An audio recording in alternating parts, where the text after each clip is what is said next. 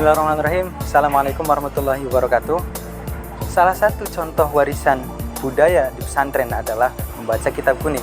Membaca kitab kuning di sini sebagai contoh akulturasi budaya Islam di Indonesia. Tetap ikuti kelanjutannya.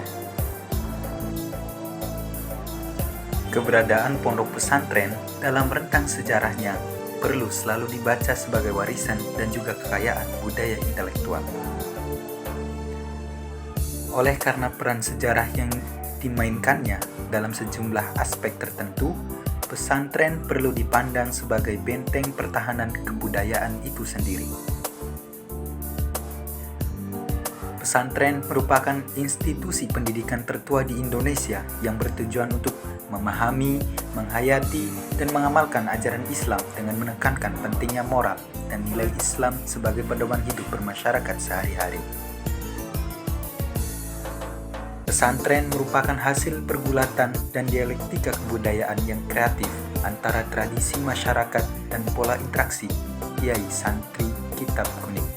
Karenanya, keunikan pesantren juga terlihat pada sifat akulturatif yang menghargai kultur dan tradisi lokal secara halus dan kreatif, sehingga terhindar dari konflik.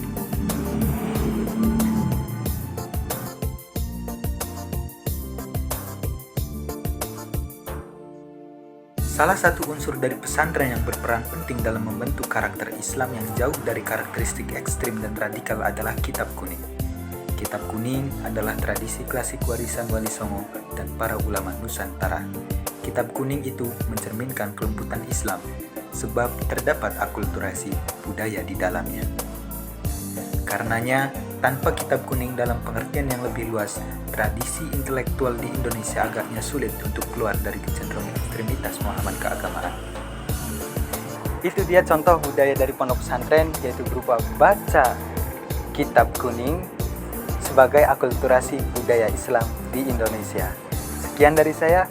Wassalamualaikum warahmatullahi wabarakatuh.